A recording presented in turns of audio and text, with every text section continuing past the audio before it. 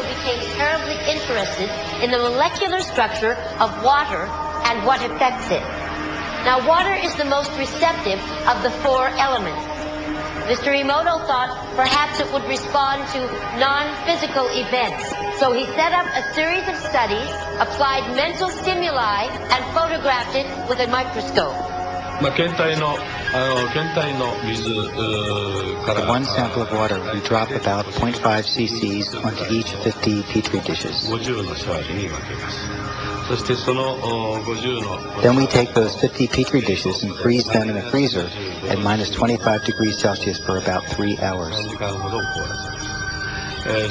We take those frozen samples into a refrigerator that is set at minus 5 degrees Celsius, where a microscope with a camera is set up. There we take photographs of each of the 50 water drops individually. We first take photographs of water that we did not put any information in. Then, we take the water with information and do the same procedure just described. We take those before and after photographs and compare the differences.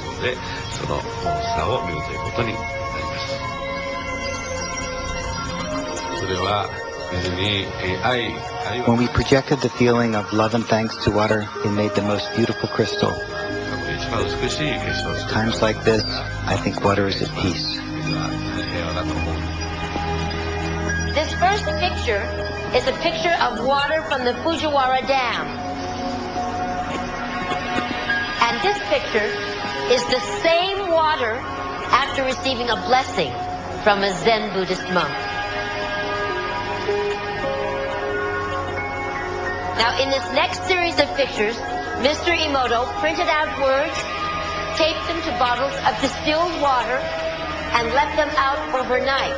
This first photograph is a picture of the pure distilled water, just the essence of itself. These subsequent photographs, as you can see, are each different. This is the chi of love. And we move along here to thank you. And you can see where he taped that to this bottle here. But if you read Japanese, you already knew that. Now, Mr. Emoto speaks of the thought or intent being the driving force in all of this. The science of how that actually affects the molecules is unknown, except to the water molecules, of course. And it's really fascinating when you keep in mind that 90% of our bodies are water.